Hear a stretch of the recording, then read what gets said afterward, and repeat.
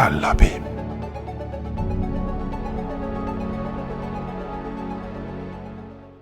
Salut à tous et toutes et bienvenue à un nouvel épisode d'un Regard dans l'abîme, le 5e. Bonjour, le 6e.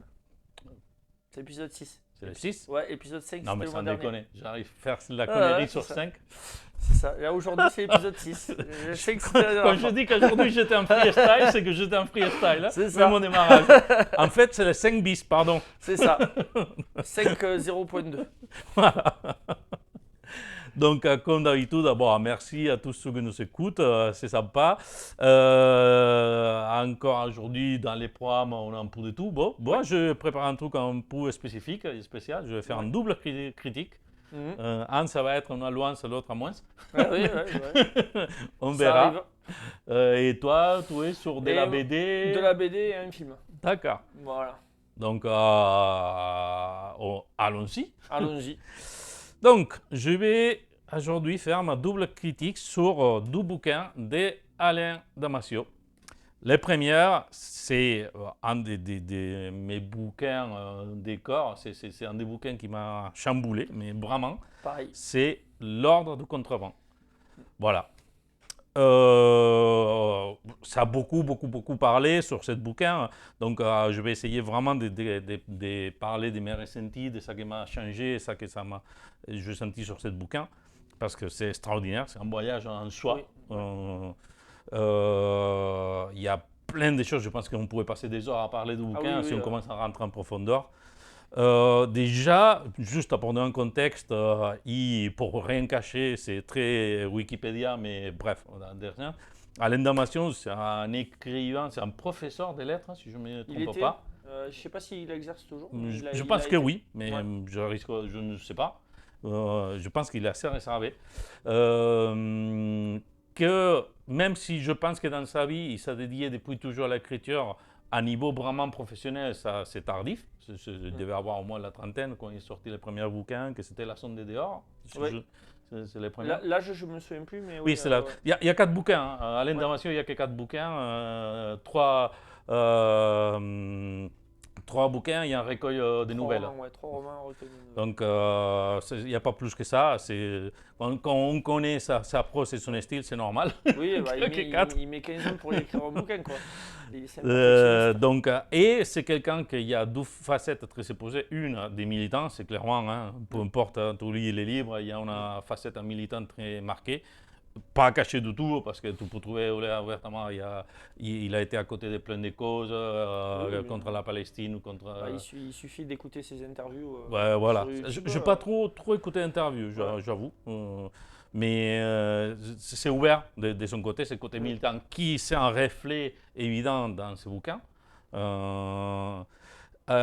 Et après, il y a ce côté littérature. Plus que la littérature, c'est le côté langage. Oui. C'est ce côté de manipuler en permanence les langages.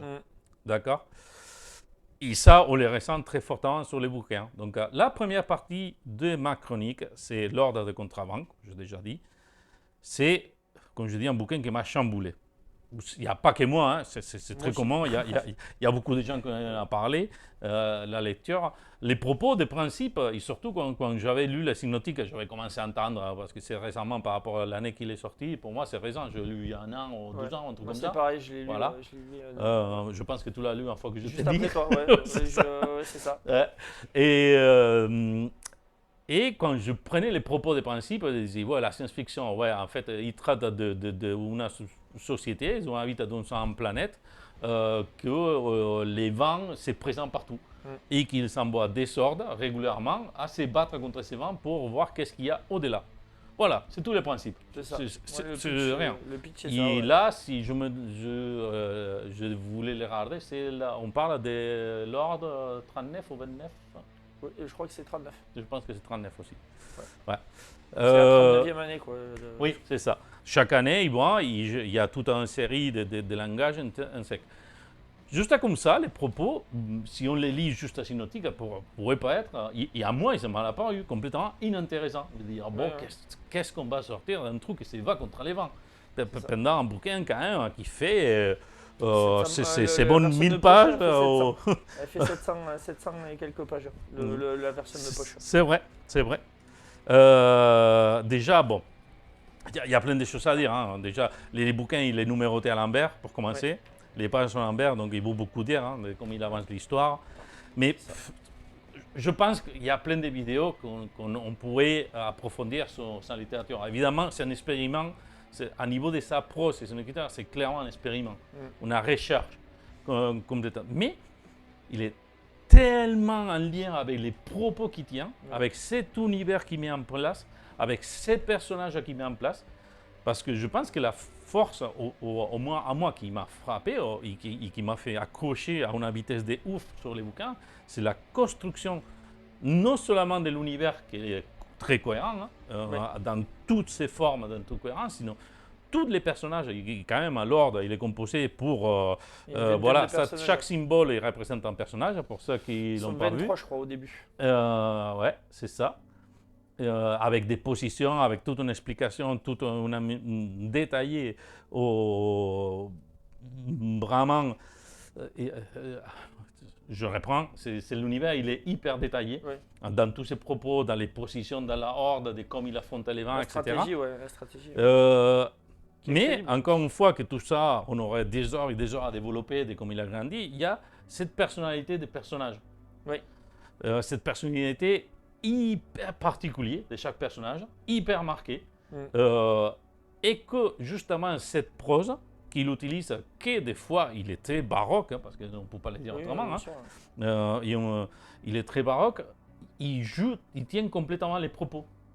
À tel point que les relectures possibles après de chaque phrase, de chaque intervention, de chaque illumination, disons, parce que les personnages sont glorieux. Évidemment, il y a tout le monde, ou presque tout le monde, qui va parler des caracoles, parce que c'est la marque. C'est un sacré personnage, effectivement. Voilà, et c'est lui qui est vraiment tous les touches d'univers, il est comme tous ses conformes, il sait vent qu'il arrive à être au-delà de juste un vent, c'est une force vitale, parce que pour moi, un peu les paradigmes, c'est ça, les vents, il arrête d'être en vent pour être une force vitale.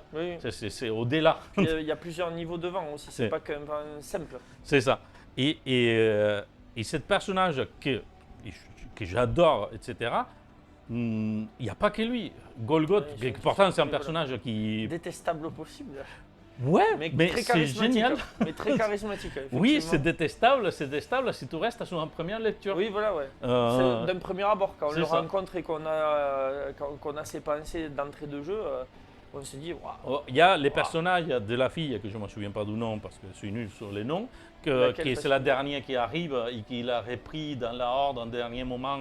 Etc., qui tout le monde, comme elle, évolue dans l'ordre pour se faire son propre rôle, pour vraiment prendre sa place. Il y a tellement des couches de lecture possibles, parce que ça pourrait être ni plus du monde qu'un paradigme, une comparaison à la propre société nôtre, de comment on se compose, tout ça dans son imagination brutale. Et évidemment, et pour ça, il a gagné tellement de prix de science-fiction dans son univers, dans une cohérence extraordinaire, avec des trucs tellement improbables comme, je ne sais pas pourquoi, mais ça m'a marqué dans les cerveaux, comme je te vois, cette confrontation dialectique entre caracoles, etc. Le tournoi. Là, juste pour l'écrire, j'avoue, jamais de ma vie, je peux faire tous les efforts, peu importe que je l'écris en espagnol, je n'arriverai jamais à faire un tel niveau d'imagination, d'utiliser des paroles juste avec un même voyelle, ou juste des X syllabes, des X combinaisons, c'est ouf. Je ne sais pas combien de temps il peut mettre à écrire ça. Oui, mais ça a dû lui prendre un temps. Enfin, et qu'il soit cohérent. Ah oui, et qu'il y a du sens. C'est extraordinaire. Le tournoi verbal, là, il est... Donc, ce bouquin, tous les débords, tous les débords, parce que tu te laisses emporter pour ça.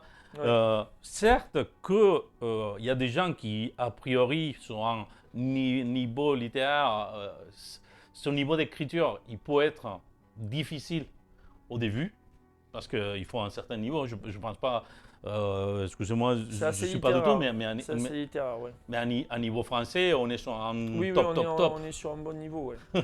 On est sur un niveau quasi académique, hein, quand on y réfléchit. Je dirais quasi non, je dirais que c'est académique, voire plus.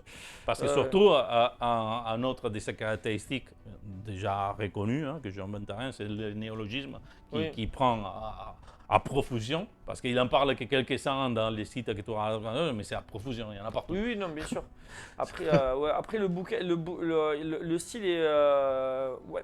Mais c'est pas un poulet, c'est-à-dire que si on arrive à s'y plonger dedans, ça reste... Ça reste compréhensible, c'est juste que c'est foisonnant, c'est touffu. Mais la question, là, je vais faire vraiment la comparaison parce que c'est important pour ma dossier chronique, c'est que cette complexité des textes, il était en rapport avec la complexité de l'univers. C'est ça. Et de telle façon qu'il faisait une infusion, et de telle façon qu'aussi il les donnait des couches de lecture. Oui, il y avait une cohérence, effectivement. Et qui donnait tout ce personnage un habit, à tout cet univers un habit. Et tout était dans l'ordre. Je pense que c'est ça, tout est dans l'ordre, tout vit. Tous les moments qui passent, les moments de souffrance, les moments de joie, les moments de séparation, les moments de haine, tout est dans l'ordre en permanence. Voilà. Surtout qu'en plus, le roman a une particularité, c'est-à-dire qu'on nous raconte pas toute l'histoire de la Horde. C'est-à-dire qu'on commence le roman, ça fait déjà 2 ans qu'ils sont partis, je crois. Il y a plein d'histoires qui commencent à medias res. Oui, bien sûr. Et ça ne gêne rien au bouquin. Non, mais moi j'aime bien être jeté comme ça, dans une histoire sans comprendre au début et les explications arrivent après. Moi j'avais lu quelques commentaires à l'époque quand j'avais fini le roman et apparemment c'est un bouquin qui a beaucoup plu globalement mais qui avait un peu divisé quand même, c'est-à-dire que c'est le style de bouquin, soit tu adores, soit voilà, non, je comprends. Ça, je peux comprendre parce que l'accès, c'est pas évident. Voilà, et apparemment l'accès pour beaucoup de ce que j'ai compris, c'est le cap des 100-150 premières pages. Parce que les 100-150 premières pages, c'est quand ils sont dans le Furvan. On ne connaît pas les personnages, ils sont dans la lutte. C'est vrai qu'il y a tous, je me considère, et je pense que tu peux considérer tout, qu'on est un peu fan de la science-fiction. Comme des suites, tu prends des éléments, tu commences à imaginer, ça part.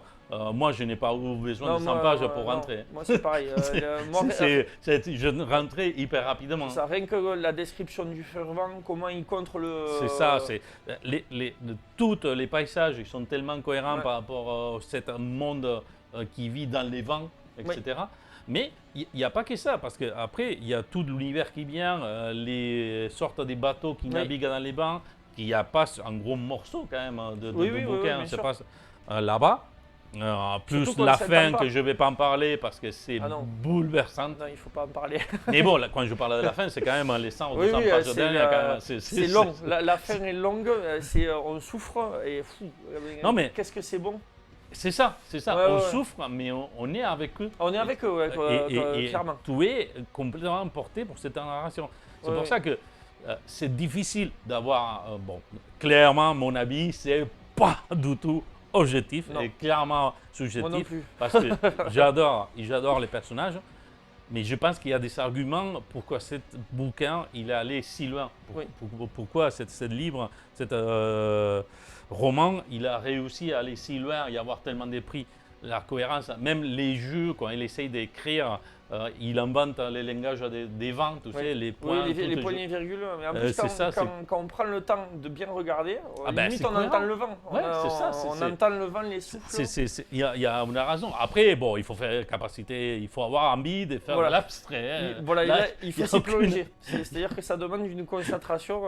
Il n'y a aucune chose. Mais je pense, pour moi, une fois que je l'ai lu récemment, ça passait.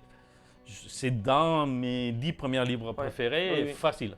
Moi, après avoir lu ce bouquin, j'ai pas pu lire un autre bouquin pendant presque 2 mois, quoi. tellement il m'a marqué. Je changeais complètement, justement, les thèmes. Je pense que je passais sur des comics un peu. Moi, j'ai essayé, en roman, j'ai pas pu reprendre un roman derrière parce que ça m'a trop marqué. C'est surtout qu'au début, comme il parle, qui dit, en des caractéristiques, cette petite fichette que j'ai approchée, c'est pas mal ça. C'est chaque symbole, c'est un des personnages qui forment la horde. Et chaque symbole, il s'apparaît quand il va parler, ce personnage. Il ne s'est pas nommé dans le roman. C'est-à-dire que ça nous oblige au début à regarder toujours la réglette pour savoir quel personnage parle. Mais je pense que je l'ai fait les 3 ou 4 premières fois et après... Mais en fait, voilà, la force de ce roman, c'est que on te jette dans l'univers que tu connais pas.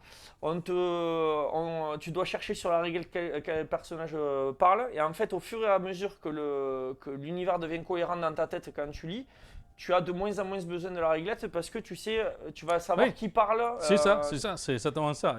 Et tous les personnages, tous les personnages que je vois, c'est très fort. C'est génial, même les combattants protecteurs, parce que je n'ai pas un qu'il y a... Pietro de la Rocca, là, il est stylé. Non, mais tous, parce qu'il y a certains personnages, forcément, quand il y a tant de personnages, certains qui sont un peu plus en arrière-plan. En vrai, il y en a 8 qui sortent du lot. Oui, c'est ça. Mais chaque fois qu'il y a un personnage qui a présence, c'est différent. Oui, et ils sont tous attachants à leur façon. C'est différent.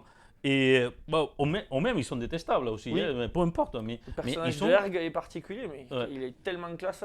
Mais ils sont vraiment cette accroche. C'est, comme on a dit, je parlais des Golgoth parce que j'adorais, mais effectivement, maintenant que je bien, quand je prends les combattants protecteurs, toute sa mentalité, chaque fois qu'il est en train de réfléchir au combat, quand il avance, il y a des mémoires, il y a trois scènes de combats très mémorables. La dernière, c'est... Bref, tout est fait défoncer. Moi, j'ai pleuré. Tout est fait défoncer sur cette scène, mais il y a cette mentalité qui passe, etc.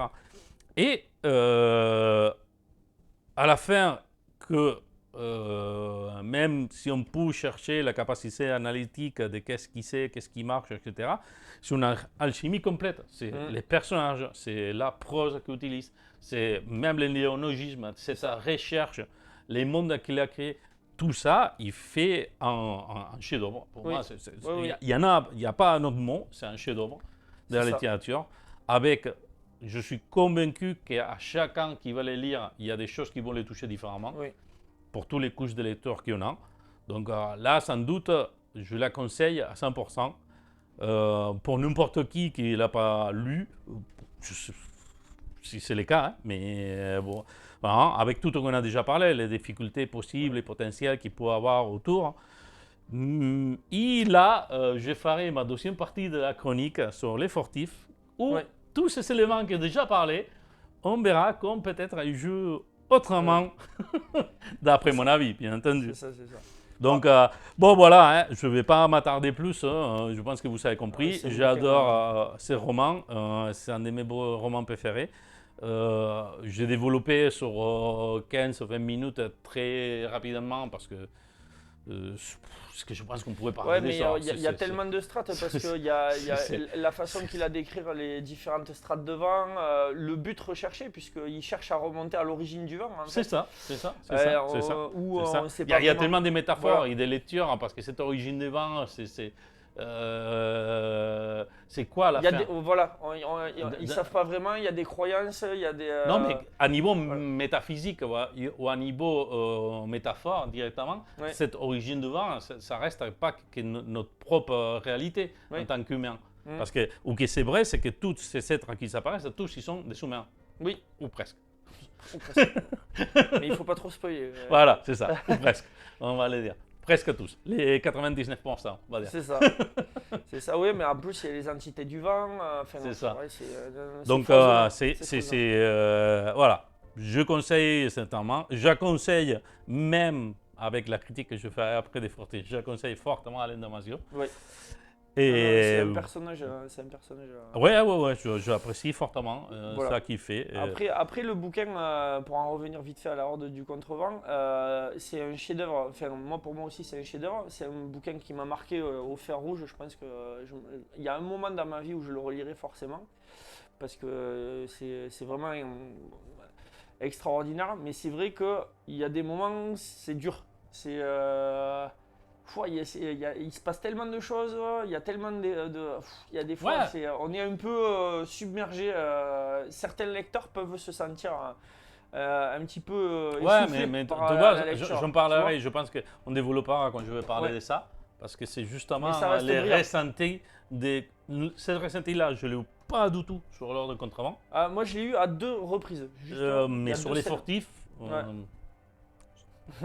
On y, dans on- la suite, on y viendra après. dans la suite. Ça marche. Donc, oh tiens, 20 minutes, je me suis supéré. 20 minutes, t'es allé vite ou t'es allé doucement? T'es allé vite, Aucune trop vite. idée.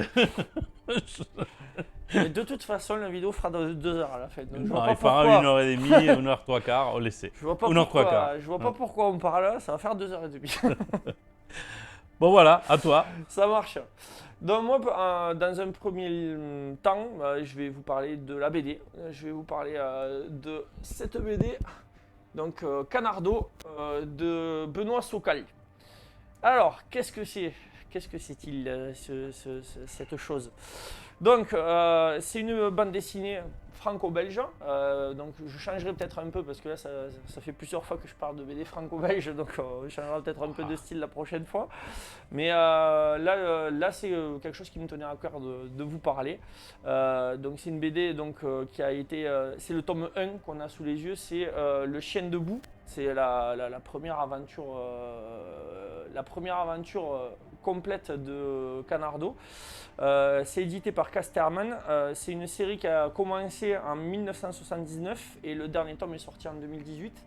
Donc il y a un total de 25, il y a 25 tomes des aventures de Canardo, dont un tome 0. Un tome 0 puisque avant il avait créé le personnage en amont et ils avaient fait plusieurs nouvelles, en fait, plusieurs petites enquêtes qui ont été réunies dans le tome 0.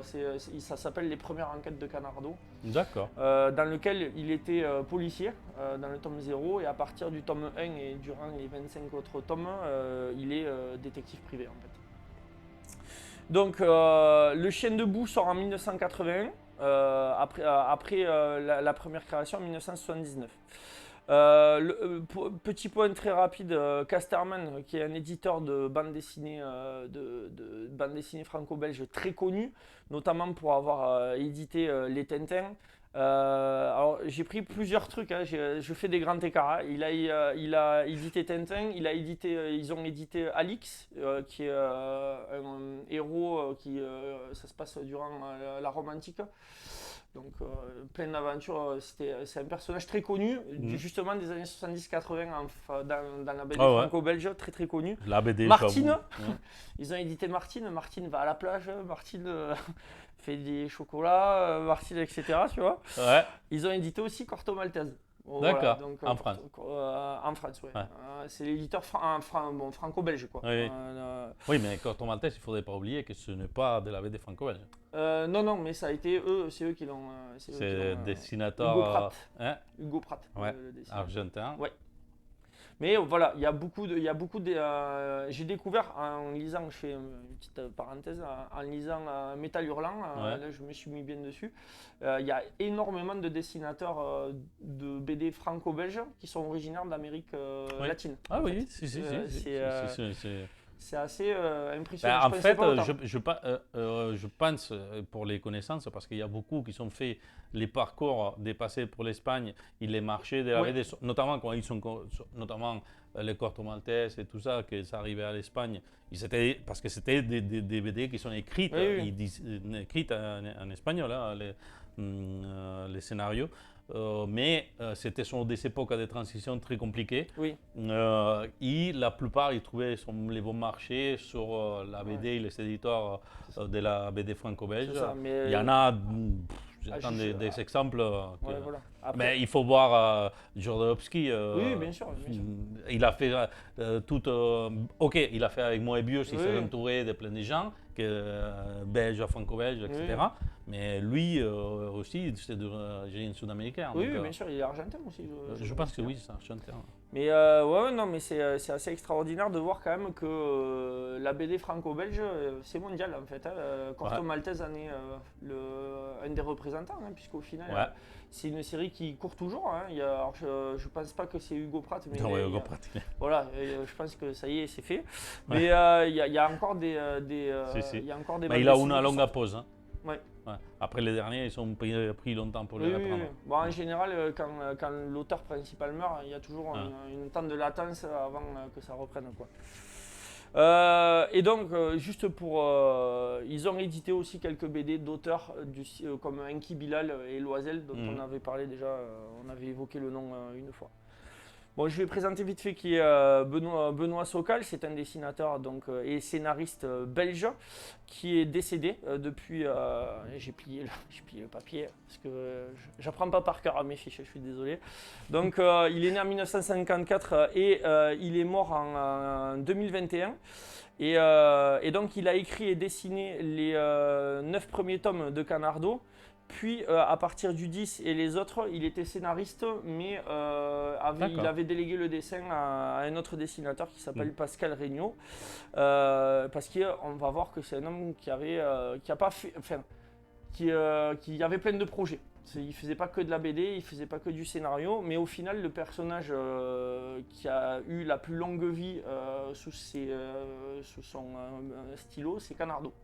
C'est un de ses premiers personnages qu'il a suivi quasiment toute sa vie en fait. Donc c'est un amoureux de la BD, il se destinait d'abord à devenir vétérinaire. C'est étonnant des fois les parcours de vie. Il a fait un an avant de tomber trop amoureux de la BD pour faire une formation de BD. Et donc en 1979, il donne naissance à Canardo. Il connaît rapidement un succès, notamment critique, puisque Le Chien debout, ce dont on va parler, a gagné dès 1980, c'est-à-dire l'année de la sortie. Il a gagné 2 prix. Il a gagné le Grand Prix de la ville de Paris en France. Et il a gagné le prix de Saint-Michel pour le meilleur scénario d'humour, bon d'humour noir, mais humour en Belgique. Alors c'est très rigolo pour le Grand Prix de la ville de Paris, c'est parce qu'en fait Jacques Chirac, qui était le maire de Paris à l'époque, était fan apparemment il adorait Canardo. Donc c'est pour ça que Benoît Sokal a ce prix, parce que notre président adorait le personnage de Canardo. Des fois. Ouais, ça tient à rien. Donc, comme je vous l'ai dit, Canardo occupe une grande partie de sa vie, mais ce n'est pas ses seuls projets, parce que par exemple dans la BD, quand il a fini justement Canardo, il a enchaîné sur une série qui s'appelle Kraa, qui a couru de 2010 à 2014. Ensuite, il a fait la série Aquarica, qui est une série cross-média entre 2017 et 2022, jusqu'à sa mort en fait, qui est une œuvre inachevée. En fait, sa mort, c'est récente, quoi. Ouais, 2021. D'accord. Voilà. Okay. Et en fait, le projet Aquarica s'est arrêté en 2022 parce que ils se sont servis un peu post-mortem de ce qu'il avait écrit. Mais ça reste une œuvre inachevée puisqu'il y avait une partie en BD, il y avait une partie en court-métrage, long-métrage, en live. Bon voilà, c'était quelqu'un qui avait des projets originaux comme on peut le voir. Et il était également concepteur de jeux vidéo. Et c'est des jeux que je connaissais, mais je ne savais pas que c'était lui en fait qui les avait fait. Bon, c'est quoi? C'est lui qui a fait l'Amerzone. Ça me parle. C'est un jeu dans la ligne de Myst, tu sais, où on est jeté. C'est un peu. C'est un jeu où on est jeté dans une histoire et on cherche, on tâtonne en fait. Et c'est pas un jeu à la troisième personne, c'est comme Myst en fait. On avance point par point, ça fait quand on clique pour avancer, ça change d'image en fait. Mais l'Amerzone, ça a été un jeu qui a marqué dans son style, dans le style de Myst. C'est un jeu qui a. Bon, après, ça me dit quelque chose. Voilà, ça n'a pas marqué comme. Ça n'a clairement pas marqué comme a pu marquer GTA, mais voilà. Mais c'était un jeu de niche qui a eu du succès. Et c'est lui qui a créé aussi la série des Siberia. Là, je connais. J'avais fait les premiers, je pense. Ouais, voilà, il y en a 4 à ce jour, je crois. Et c'est un jeu d'aventure en point and click qui a eu du succès malgré. C'est pas des gros studios qui les font, les jeux, donc forcément, il y a toujours des trucs, il y a toujours des gens qui ont des trucs à redire dessus. Mais c'est des jeux apparemment qui ont du succès. À noter aussi qu'il a été nommé en 2006 Chevalier des Arts et des Lettres en France. Et l'année d'après, en 2007, il a été nommé officier de l'ordre de Léopold II en Belgique. C'est quelqu'un qui a marqué quand même l'univers culturel de par ses productions. Et donc, on va arriver à son personnage, donc Canardo, qui est un détective privé dans la pure tradition des années des détectives privés américains des années 40 de fiction, 40, 50, 60. Donc c'est un canard anthropomorphe, habillé comme Colombo, dont le nom s'y rapporte un peu. Hein, Canardo, Colombo, il est habillé avec une trench voilà, coat, c'est ça. Mais en fait, son caractère n'est pas du tout, c'est pas du tout un Colombo. Ça se rapprocherait plus d'un Mike Hammer ou d'un Philip Marlowe. Donc, qui étaient des persos plutôt violents, qui étaient les deux étaient prêts à tout pour arriver à leur fin. Ils avaient des penchants pour l'auto-destruction, ils étaient notamment des alcooliques invétérés. En fait, il faut dire que Colombo, c'était un peu l'exception. Hein. Voilà, Colombo, il est gentil à côté. Il est juste chiant à revenir toujours poser des questions. Mais, ouais, il est stylé, mais à sa façon. Il est très stylé. C'est ça, c'est-à-dire qu'il fait vriller le méchant, quoi, à force de revenir et de le harceler.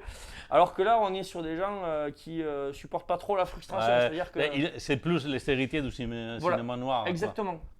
C'est du polar noir pur et dur. Limite, c'est du polar noir même crépusculaire. On pourrait rajouter un adjectif parce que tu verras un peu, tu regarderas, tu feuilleteras. D'accord. Mais le style graphique est très sombre, très sombre, très sombre.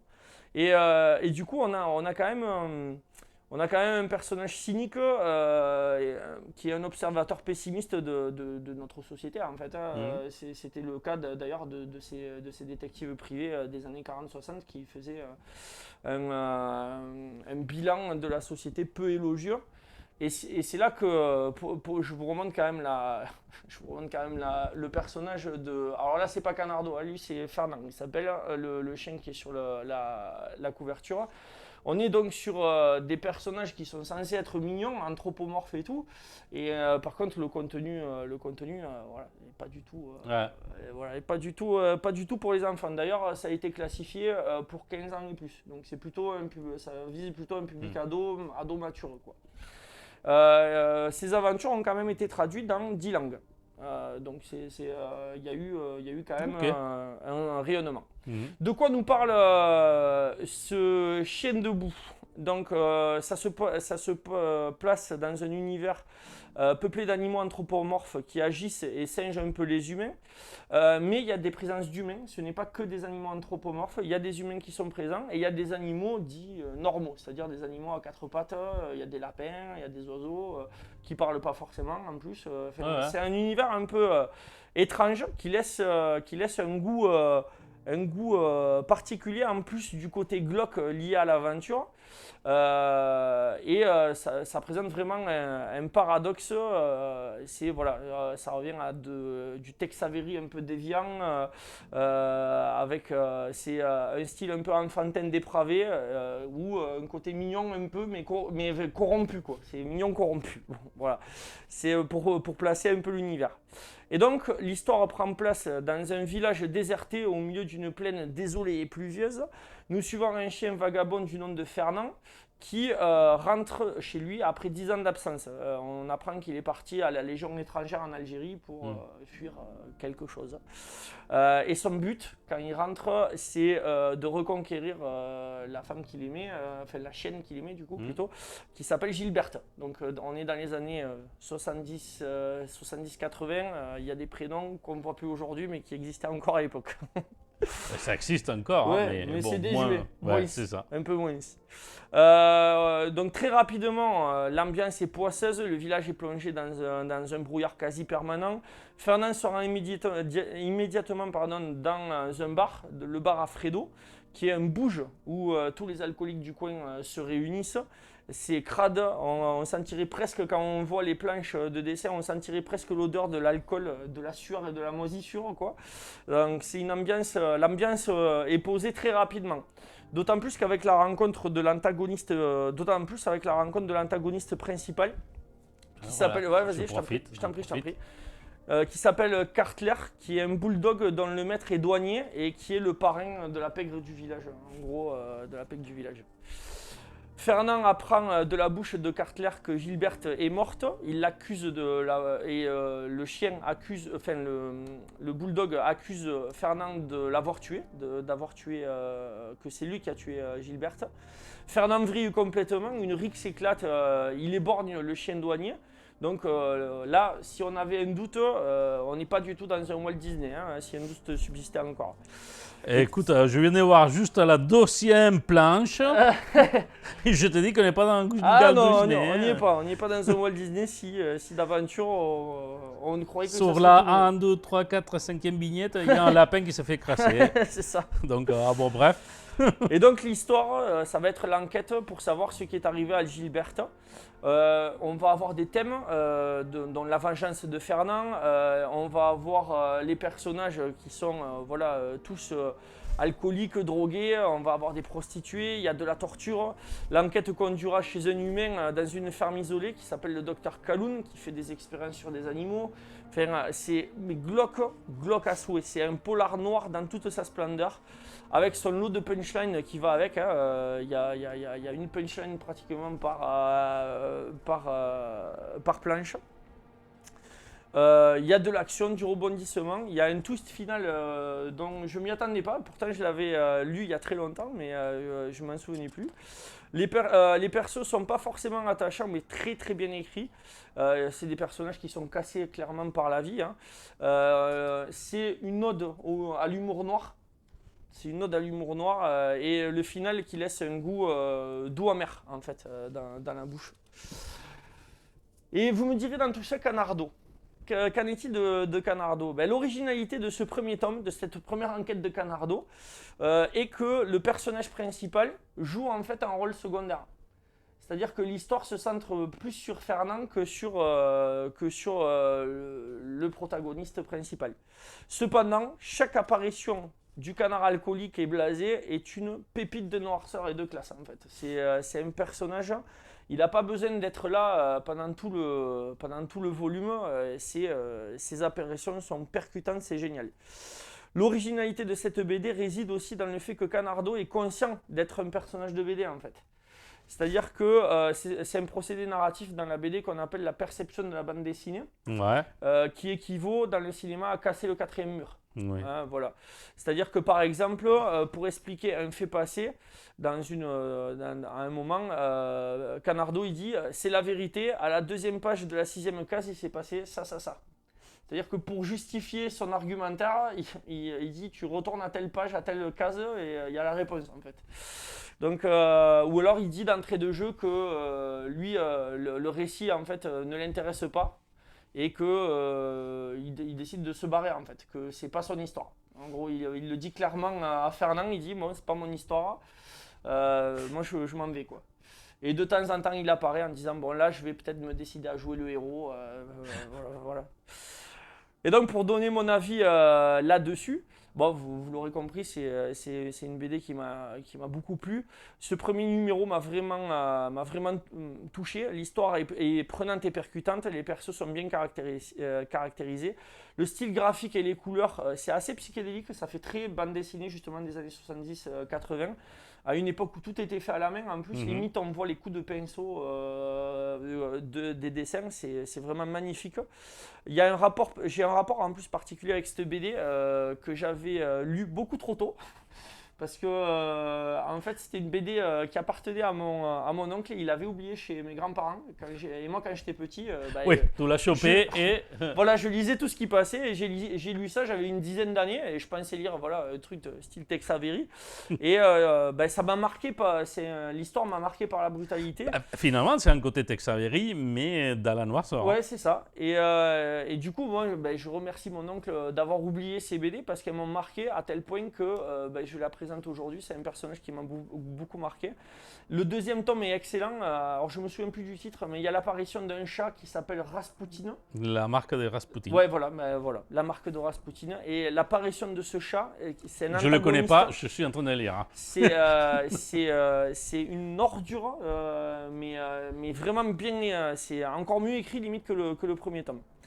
Et donc pour vous donner une idée toujours pareil, parce que j'aime bien finir là-dessus, sur Sens Critique, le tome 1 a 7,3 sur 10 sur 319 votants, et sur Babelio, il a 3,6 sur 5 sur 57 votants, sachant que c'est une BD qui a gagné des titres. Et c'est ce qui a lancé définitivement la carrière de Sokal et qui a fait qu'il a pu je ne connaissais pas du tout, qui... je te l'avoue. Peut-être j'ai entendu parler des noms quelque part, je ne sais pas si tu me l'as parlé, sans doute. Oui, on en avait parlé la dernière fois. Mais je ne connaissais pas du tout et c'est vraiment curieux, ça t'interpelle, ce mélange un peu... le style est particulier. Ouais, tu dirais que bien à l'avance, parce que si tu dis ce premier numéro, c'est de quelle année? Mais celui-là, il date de 1980. 80, donc, parce qu'on dirait que c'est un peu cette côté disjoncté qui ça pour avoir...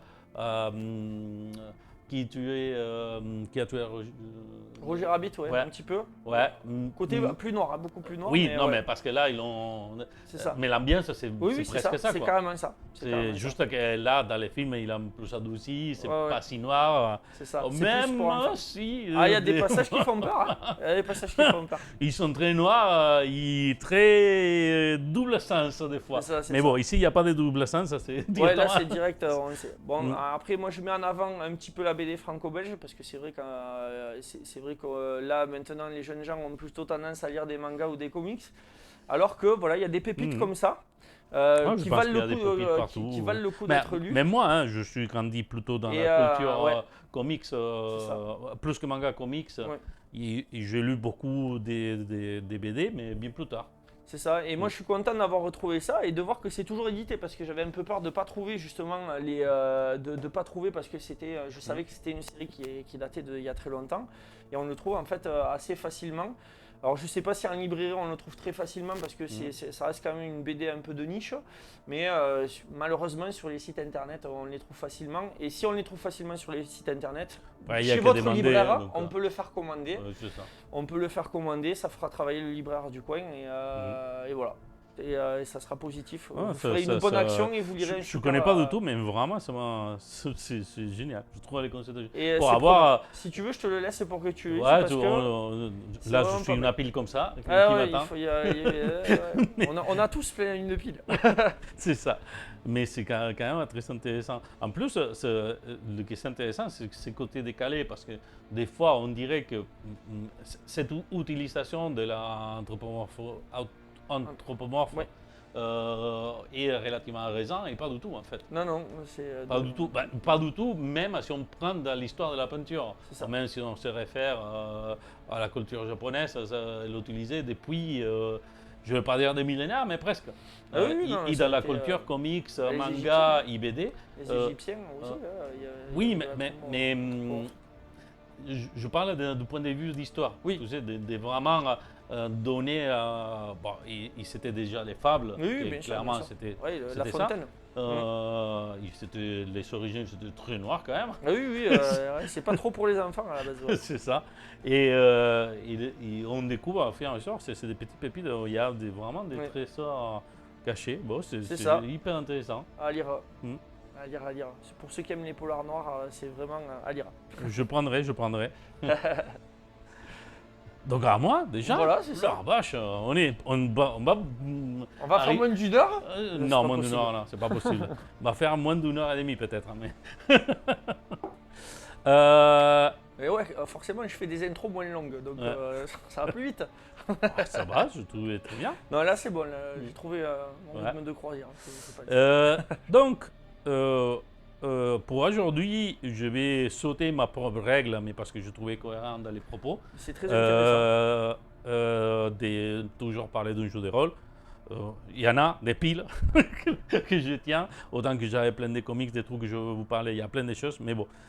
Je voulais, depuis un moment, je voulais parler de l'ordre de contraband, mais c'est tellement réputé, reconnu, etc., que c'est juste à en rajouter. Même si avouer mon amour pour ce roman-là, ça ne me dérange pas, de la casuistique, sans doute, il y a plein de choses à parler, qu'il faut vraiment aller plus loin dans la démarche sur l'ordre de contraband. Et en parallèle, j'ai lu, il me reste juste à lire les premiers bouquins de Damasio, j'ai tous lu. J'ai lu leur recueil des nouvelles, que c'est très intéressant mais inégal. Mais j'ai du mal à critiquer parce qu'il y a des passages très bons et de l'autre qui me chiment un peu. Les nouvelles, souvent. Et les derniers que j'ai lus, c'est Les Furtifs. Donc, Les Furtifs, encore une fois, on rentre dans des propos. Là, on parle du.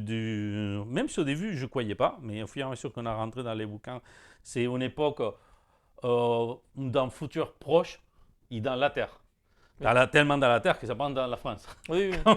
Ça passe dans la France avec beaucoup de clins d'œil, parce qu'on a ville qu'il a passé à appeler Orange parce qu'il est dominé par Orange. Et parce que tous les citoyens ils ont besoin d'une avoir en fonction de son forfait qu'ils payent pour être à un niveau autre, etc. Donc, bon, clairement, il y a un côté militant encore. Oui, bien plus marqué que dans l'ordre. Au moins, je pense que dans l'ordre des contraband, il existe ce côté, surtout de communion avec la nature. Mais là, il y a un côté militant fort. Les propos militaires, il est existant, il est dedans. Il m'aime pas parce que ça, il est nommé. Je pensais qu'il allait avoir une plus grosse présence, mais en fait, non. C'est juste, ça fait partie de l'univers, tout simplement. Ça fait partie du move. C'est une petite critique, c'est un petit tacle quand même. Un gros tacle même. Un petit tacle appuyé dans le genou. Surtout quand on arrive à la fin de comment il évolue. Et les furtifs, en gros, sans trop spoiler, ils parlent des créatures que, soi-disant, ils habitent avec nous depuis toujours, mais qu'on ne peut pas les voir, ni on ne les voit pas. Il y a le moment qu'on les voit, ils solidifient, ils deviennent des céramiques ou des métal. Il meurt, quoi. Donc c'est pour ça que depuis, ça a été découvert. Et donc il parle d'une sorte de bataillon qui, tout au début, ça c'est très au début, ils chassent ça, avec un personnage très fort, Lorca,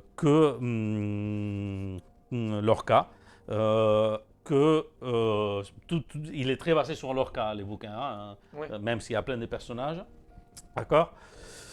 Et à partir de là, tout se déroule une histoire. Lorca, il a perdu, il rejoint cet chasseur parce qu'il a perdu sa fille, il a disparu. Et lui, il a convaincu qu'il est avec les furtifs, même si sa femme, il ne les croit pas. Et à partir de là, ça déroule l'histoire. Parce que là, c'est le début. Je ne veux pas spoiler parce qu'il y a beaucoup de contenu. Hein. C'est un bouquin, ça c'est plus épais. Hein. Ça fait presque les 950 pages. Oh, bah, 1000. Ouais, 950 pages.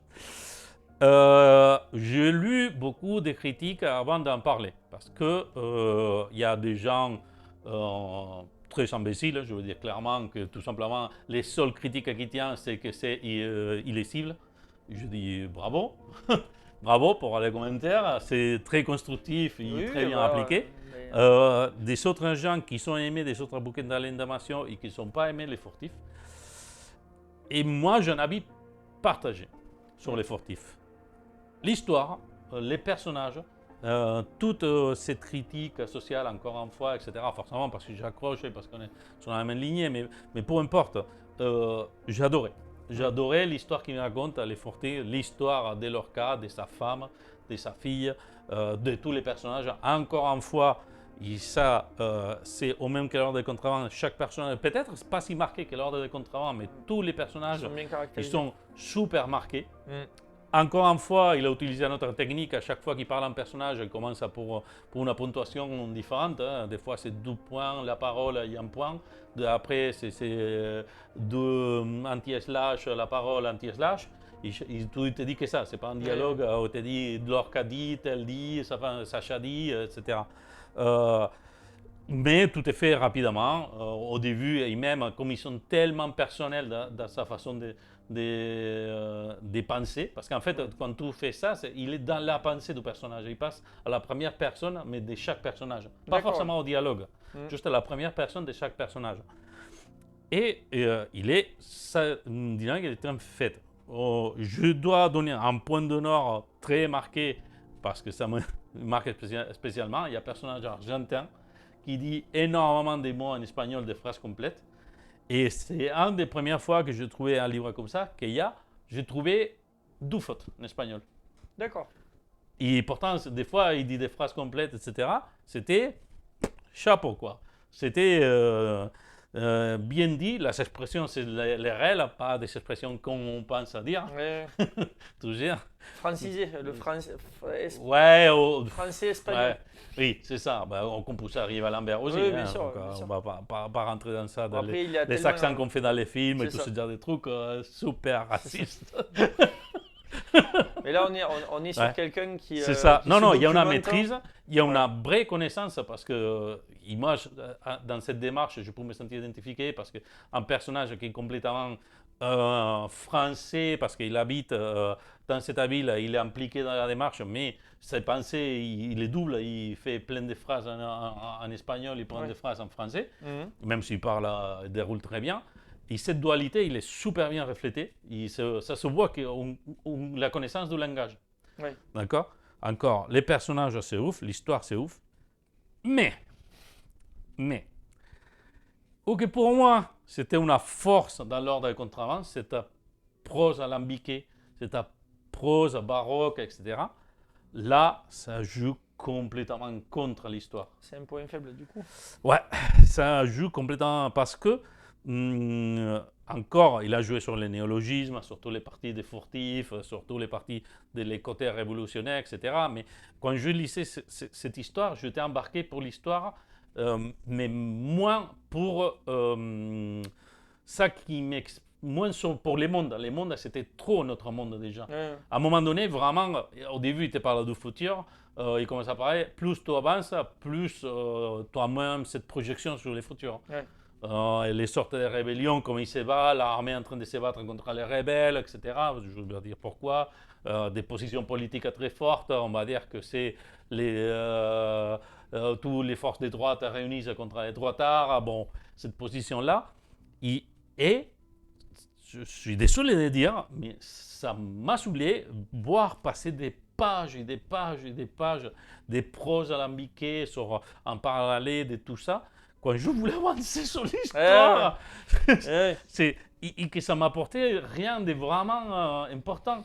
Donc, il y a vraiment un cas sur cet équilibre. Et pourtant, comme j'ai dit, je suis très prudent sur mes mots parce que je ne suis pas quelqu'un que je n'ai pas aimé les bouquins, je l'aimais.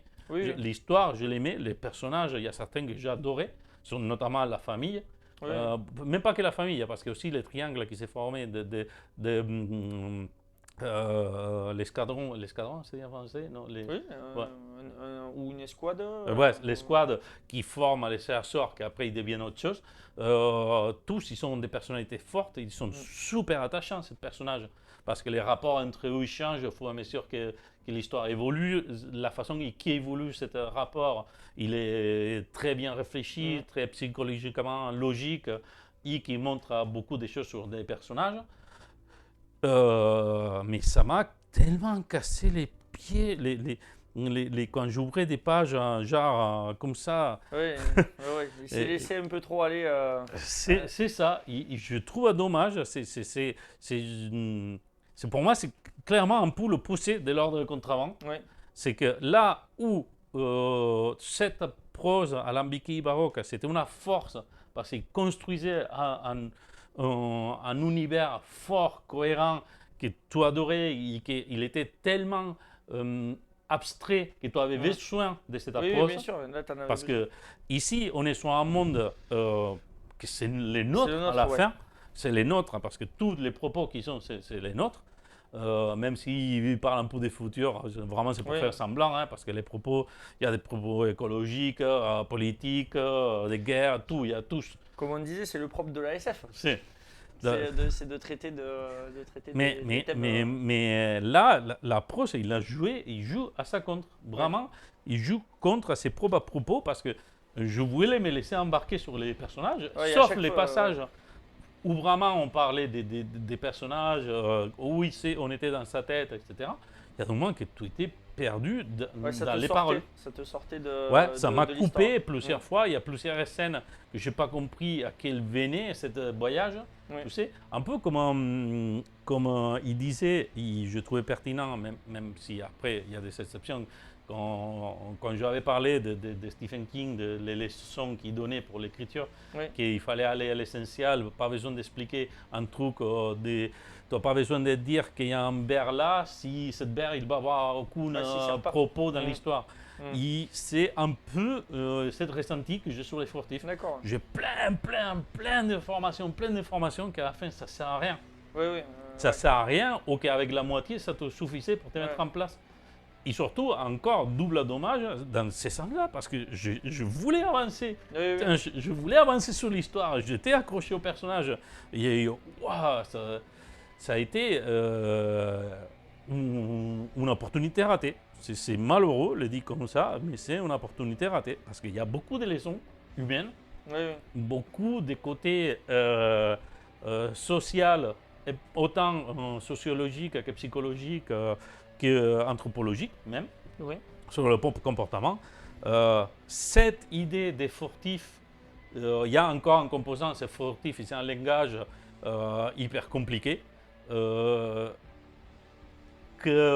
là, j'ai retrouvé un peu au QFC, Caracol, dans l'ordre de contraband, mais un peu trop poussé à l'extrême.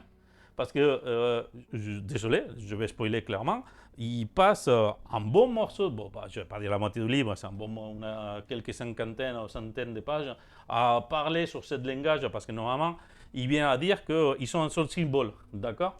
Et à un moment donné, il croit découvrir que ce seul symbole, en fait, c'est des lettres surposées. Donc, en fonction de la profondeur, il fallait lire toutes ces lettres surposées. Donc c'était compliqué. C'est ça. Donc toutes ces lettres-là, et chaque fois, il composait des mots différents. Donc il passe des pages à décomposer ces mots, à dire ça pourrait être ça, forcément, un peu comme à la Caracol, à chaque fois des paroles qui sont 2, 3 ça, 3 C, 2 B, et ça, autant que tu en veux, des phrases entières. Parce que soi-disant, tout c'était écrit comme ça. Pour après, à un moment donné, te dire non, on s'est trompé, ça ne communique pas comme ça. Du coup, il fallait peut-être pas le faire durer aussi longtemps, quoi. Ou alors, il voulait te faire ressentir la déception des personnages, c'est-à-dire que... Ah ouais, non, je l'ai ressenti. Du coup, tu l'as bien ressenti. La déception, je l'ai ressenti.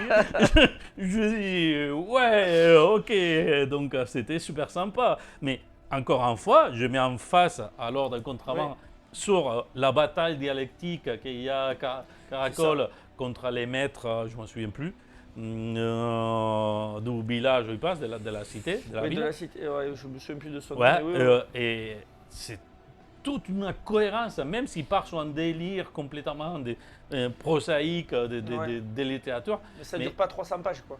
Non, mais même, j'exagère, hein, peut-être c'était 50 pages, mais que ça durait quand même, c'était pas un moment. Il y avait des longs dialogues entre les personnages qui discutaient. Chaque personnage, c'était toute une équipe, chaque personnage, il donnait des phrases tout entières, etc. Pour afin de te dire, ouais, peut-être c'était pas comme ça. Donc ça, je l'ai trouvé un peu, et c'est malheureux, à la limite, péteux, quoi. Tu sais, j'ai passé des pages et des pages de te dire comment écrire avec 3 voyelles et 3 consonantes des paroles, mais parce que ça m'a pété les couilles de faire. Mais ça a été aussi une des critiques de ceux qui n'ont pas aimé la Horde du Contrevent. il trouvait que le style de Damasio était un peu pédant, justement. Alors que moi, je l'ai pas ressenti. Dans la Horde de Contre-la-Montre, je n'ai pas du tout senti ça. Moi, j'ai pas ressenti. J'ai ressenti que c'était une masterclass. Je l'ai ressenti. Voilà. Mais je pense que la grosse différence de ces deux bouquins, c'est comme sa façon d'écrire, sa prose en soi, il a adapté aux propos qu'il met en place. Parce que là, c'était tellement dans l'abstrait, dans tout le monde, il était complètement hallucinant, et halluciné, et délirant, tu pouvais tout faire. Et donc, sûr. Cette prose, il t'aidait à te laisser emporter pour ça. Et oui. Tu sais, ça t'aidait à te laisser emporter, à grandir ce monde, à lui donner des détails. Pas trop à la façon, on va dire, Tolkien, de décrire un moindre cheveu qui tombe sur les sols pour que tout son univers soit ficelé. Que celui qui aime ça, c'est nickel. Hein. Je pense que, mais là, les propos, c'est un autre. Moi, l'intérêt, je l'avais dans les personnages, dans l'histoire qu'il vivait. Et du coup, les furtifs, c'est dommage qu'il ait fait le style de Horde du Contrevent. C'est ça. Les furtifs, je pense que c'est un exemple. Il y a une métaphore très forte de la lutte contre la nature qu'on fait, de l'humanité contre la nature, pure et dure. Et comme la nature, il ne nous attaque pas, au contraire, il essaie de nous aider, mais on est des sans-compris, en gros. On ne veut pas l'entendre, tout simplement. Et cet effort, les propos, ils se sont dilués au fur et à mesure. Je n'ai pas passé j'ai des moments que je n'ai pas passé un bon moment avec ces bouquins. Et ça me pèse parce que c'est super intéressant. Super intéressant parce que, je te dis, avant de faire ça, je regardais sur les furtifs, sur l'Ordre des Contre-la-Montre, il y a des critiques, mais après, il y a un consensus pour dire que c'est un chef-d'œuvre. Ça reste, sur les furtifs, même ceux qui sont allés dans Damasio, ils l'ont massacré. Ils l'ont donné. Et quand je les reprends, effectivement, je vois qu'il y a des raisons qu'ils ont dit. Oui, bien sûr. Après, malheureusement, on tombe toujours dans les extrêmes. Parce que moi, je pense qu'il y a plein de choses intéressantes dans les furtifs. Oui. Et le malheur, c'est pas avoir bien calibré cette prose. Après, c'est toujours facile de critiquer. Il faut avoir les couilles de l'écrire après. C'est ça. D'accord. Bien sûr. Mais c'est vrai que les mêmes sujets que dans l'Ordre des Contre-la-Montre, c'était une victoire, dans les furtifs, c'est son malheur. C'est son malheur parce que ça lui pèse énormément.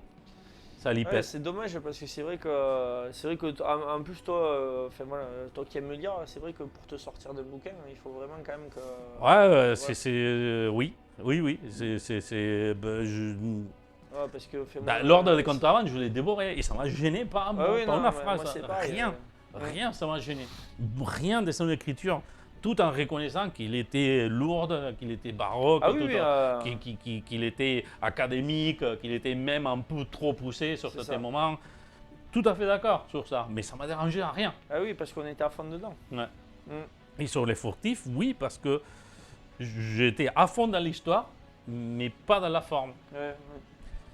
Et c'est dommage. Donc, bon, voilà, je voulais juste faire une petite double critique partagée de ces deux bouquins. Que, attention, cela étant dit, ceux qui sont envie avec les furtifs, vous pourrez passer un bon moment.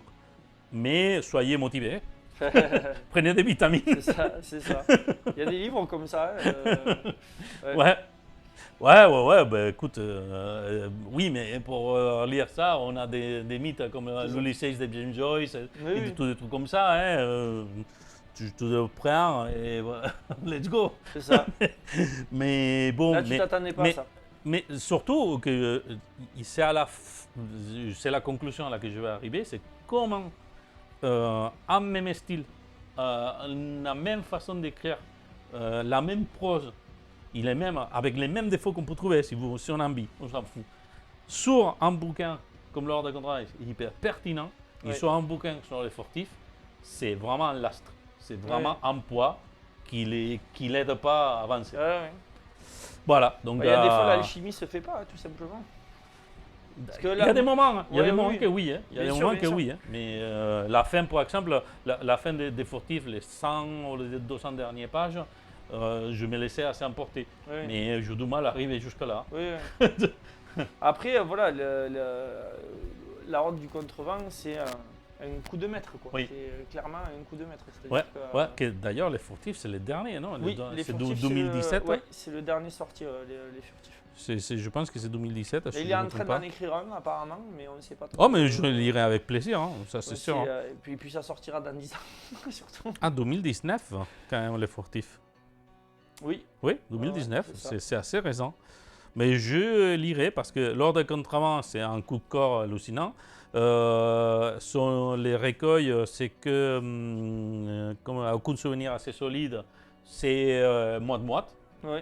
Il est furtif, c'est un demi-raté. C'est pas raté, hein, parce que je ne veux pas dire que c'est raté, ça sera tellement injuste à dire que c'est raté. Non. Mais. C'était pas dedans. Ouais, c'est ça. Voilà. Voilà. J'espère que cette double chronique serait pris d'originalité. Je compte le faire peut-être une fois, cette double c'est format. pas mal. Hein. C'est très bien. Très bien. Allez, à moi? Ah ben si, bien sûr. Allez. En plus, je l'attends. Donc deuxième chronique pour moi. Donc là, on va parler d'un film qui s'appelle L'incroyable destin de Harold Crick de Mark Forster. Encore une fois, les Français sont passés par là. Ouais, mais au final, quand on regarde le film, c'est pas si délirant que ça. Ça respecte pas du tout le titre original. Encore une fois, mais le titre original, il est très bien, punaise. On va y venir. Et bon, j'ai pas la pochette du DVD, je suis désolé, puisqu'il me restait plus que le DVD, j'avais plus la jaquette, donc vous irez voir. Ah, que tu l'as pas piraté? Non, j'ai le DVD. Moi, oui, je l'avais piraté. J'ai le DVD. non, si, je l'avais piraté, mais c'est pas grave. Mais je pense qu'au début, je l'avais piraté, mais le film, il m'a tellement plu que je l'ai acheté en DVD derrière. Ouais. Voilà. C'est ce genre de film, effectivement. C'est ça. C'est-à-dire que moi, je savais pas du tout à quoi m'attendre, donc je l'ai regardé comme ça, et à la fin, j'ai dit, bon, c'est trop bien. On est totalement d'accord. Juste que cette phrase-là, on ne savait pas à quoi s'attendre, et après, tout reste. Ouais, c'est ça. Et donc, bon, je vais donner le titre original quand même, donc c'est Stranger Than Fiction. Alors, excusez-moi pour l'accent. Et donc, ça a été traduit au Québec, puisque eux, ils font de la traduction littérale par plus étrange que la fiction. Plus étrange qu'une fiction. Donc, effectivement, le titre québécois est totalement en accord avec. Généralement, c'est plus comme ça. Je ne sais pas pourquoi. Ils défendent mieux la langue française que nous, de toute façon. Bon, il y a un petit côté l'incroyable destin de Harold Crick. Non, c'est pas un mauvais titre. Il y a des pires. Voilà, c'est pas un mauvais titre, il y a pire. Et c'était dans une mouvance à l'époque. Il y avait plein de titres de romans un peu comme ça. Je ma théorie, mais je le sortirai plus tard. Ça marche. Et donc, ça ressemble beaucoup à notre titre, qu'il a beaucoup un rapport avec ce film. Possible. C'est oui. Je pense voir, mais je te laisserai, sortir. Je pense que tu as déjà vu. Hein. Oui, très certainement. Donc c'est un film sorti en 2006, qui est une comédie dramatique teintée de fantastique, un peu de magie. Bon, tente, si quand même. Voilà, ça rentrerait dans le réalisme magique, je dirais. C'est ça, voilà, c'est ça. C'est de la réalité avec un élément, un élément central qui est fantastique. C'est ça. Et que tout déroule autour. C'est ça. Je vais continuer à spoiler. Tu m'as pas mené ça. Qu'est-ce que je te dis ça? Je ne veux pas me retenir. Mais non, mais c'est fait pour. C'est pour ça qu'on est là. Et donc, c'est produit par Mandat Pictures. C'est distribué par Columbia, TriStar et Gaumont. Au scénario, on retrouve Zach Helm, qui n'a pas une grosse carrière de. Enfin, c'est un scénariste qui n'a pas fait énormément de choses. J'ai retenu deux films en dehors de l'incroyable destin d'Harold Crick dont il a écrit le scénario.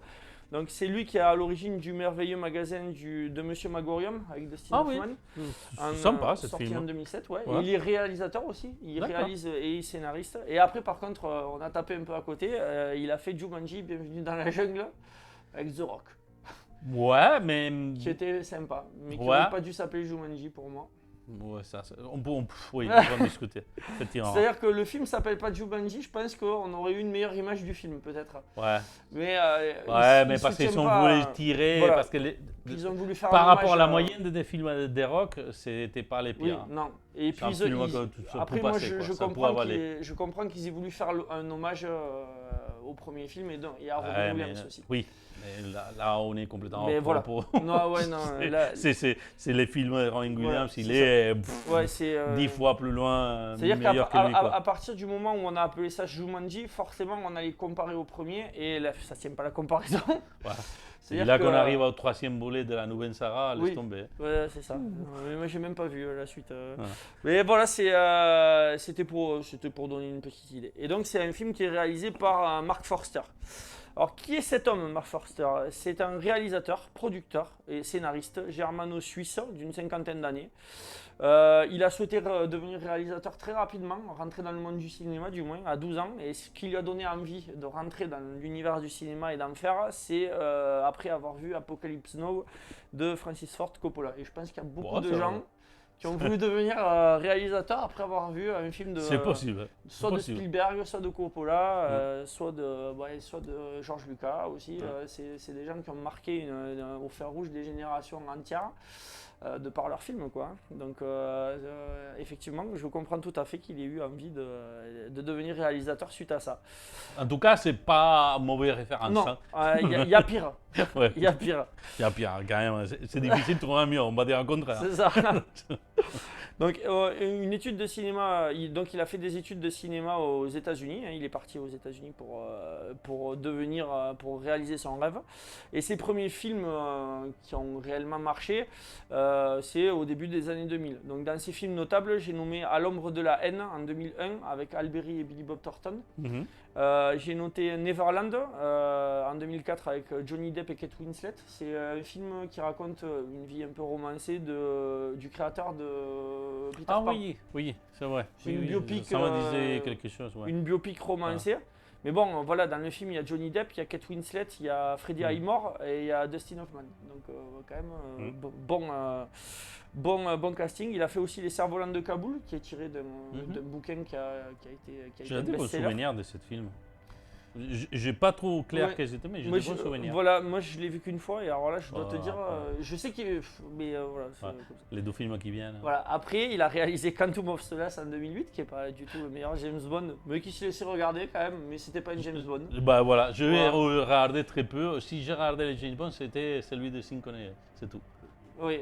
Et pas grand chose de plus. Ouais. Bon après quand même Daniel Craig en James Bond, moi j'aimais bien.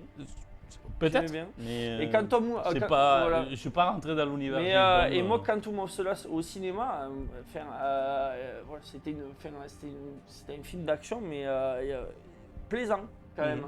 D'accord. Plaisant. Moi, franchement, même si pour beaucoup c'est pas forcément le meilleur James Bond, moi je l'ai adoré avec un méchant joué par un acteur français qui est détestable au possible, mais qui le fait trop bien.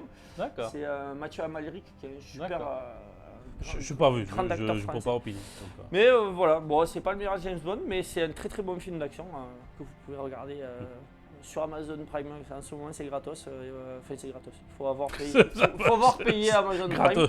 Gratos, c'est qu'on dit sur Netflix, c'est gratos. Non, c'est toi l'abonnement. Voilà, il faut avoir un abonnement et après, c'est gratuit.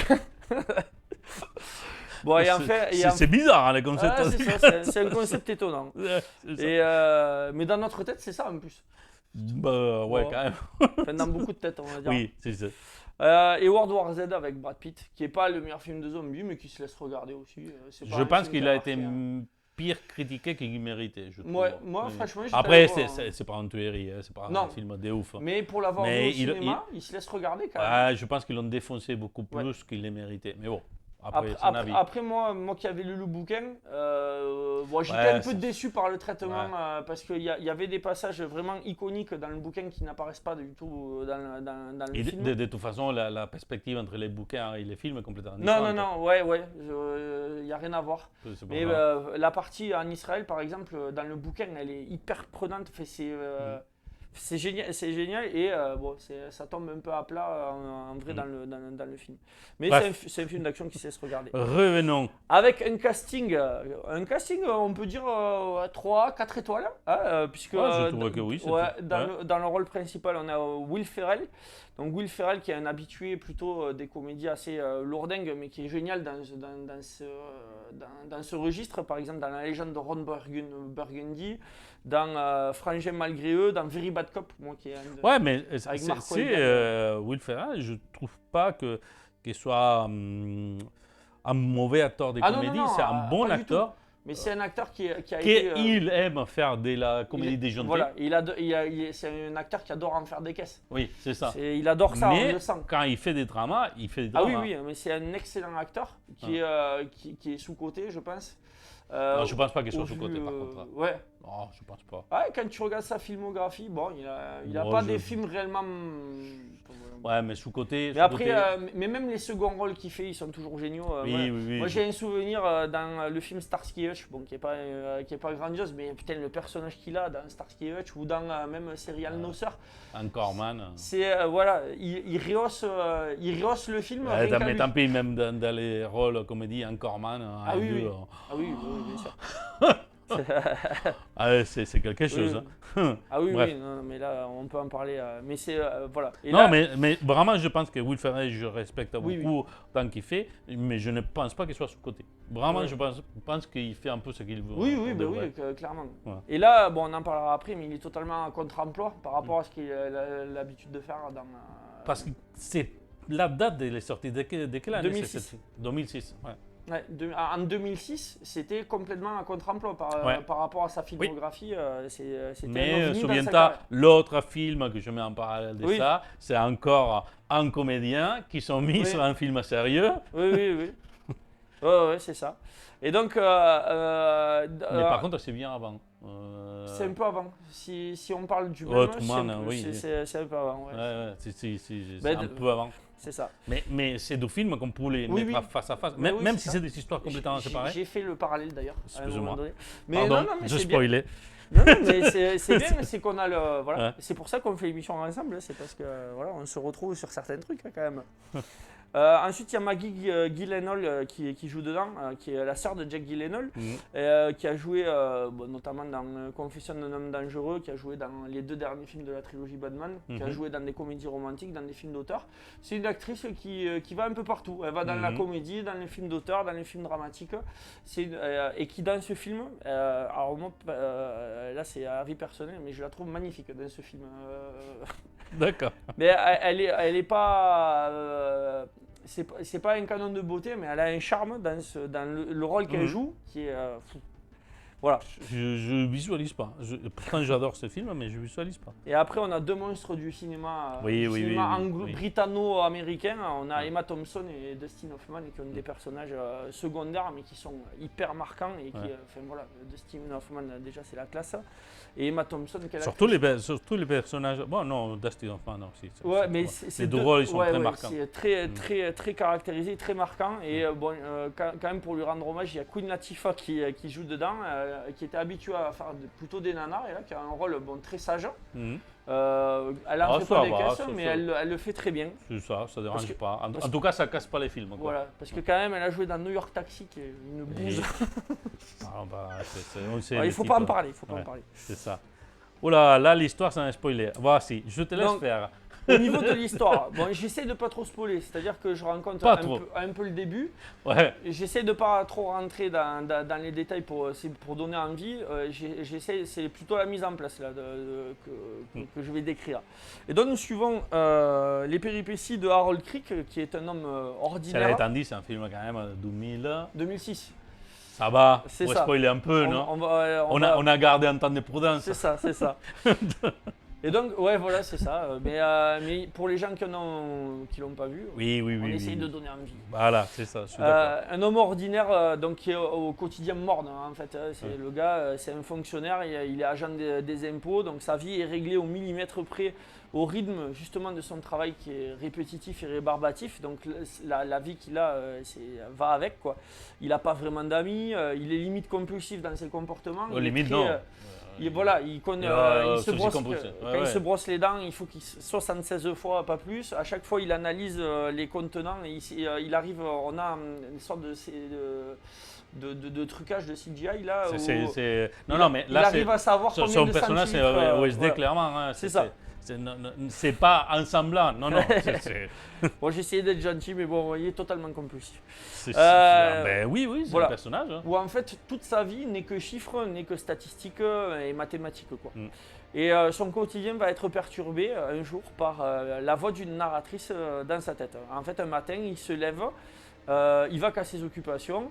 Et une voix de femme narre tous ses faits et gestes, y compris ses pensées les plus intimes. Et donc là, c'est le déclic à l'histoire qui commence.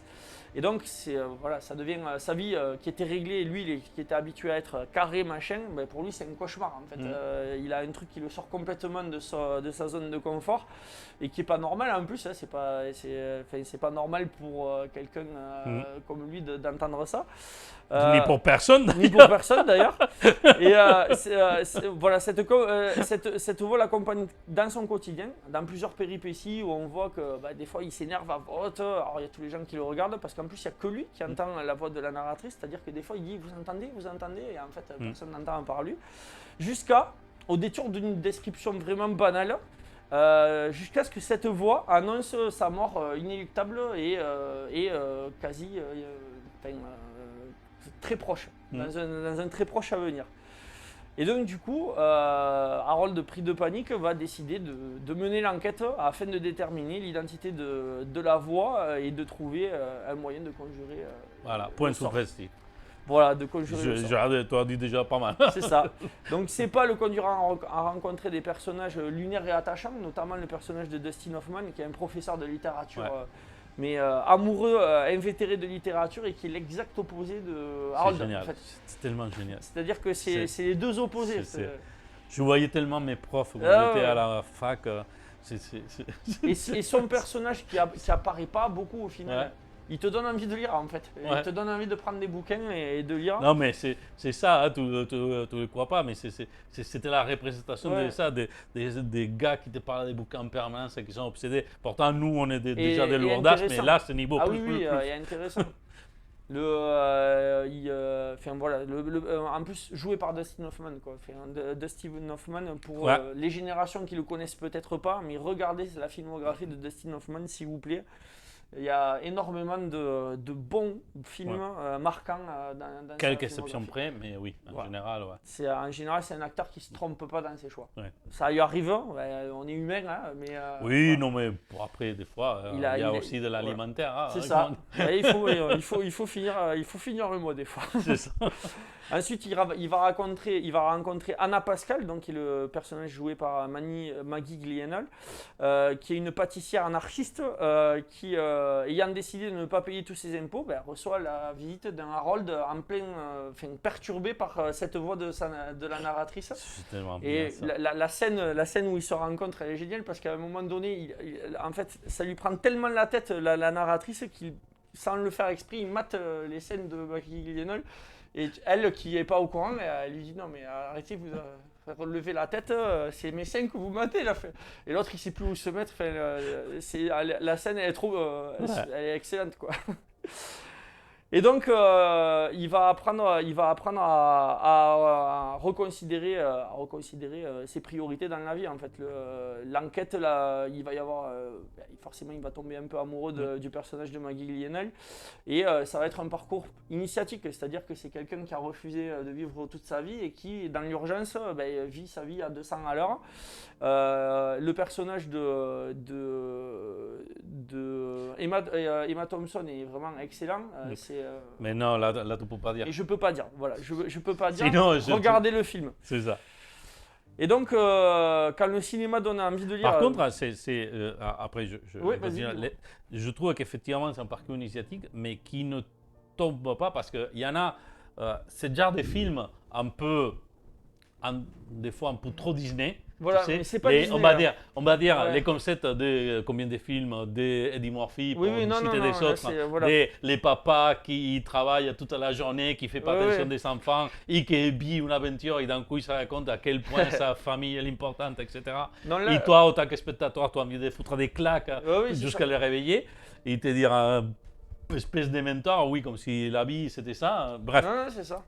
là c'est un parcours initiatique vraiment sur un personnage réel, accrochant, un peu disjoncté. Mais il est déjà attachant à la base en fait. Oui, mais voilà. c'est un peu trop réaliste et que tu peux les croiser. Bon, effectivement, Will Ferrell, il amène un peu à l'extrême sur ses côtés obsessifs, etc. Ouais, mais même il le surjoue pas, moi je trouve, il est tout en retenue. Non, c'est ça, il est pas surjoué. Il est touchant. Mais j'allais dire, le personnage, il est à l'extrême parce que dans l'obsession. Oui. Mais son parcours initiatique, c'est vraiment un vrai parcours de réveil. Oui, c'est ça. C'est presque, je dirais, c'est ça que peut-être les mots initiatiques, c'est plus que d'initiation, c'est de réveil. C'est le réveil à la vie, oui. C'est ça, c'est d'apercevoir que dans les mondes, pour la cause qu'il que soit, il y a des autres choses. C'est ça.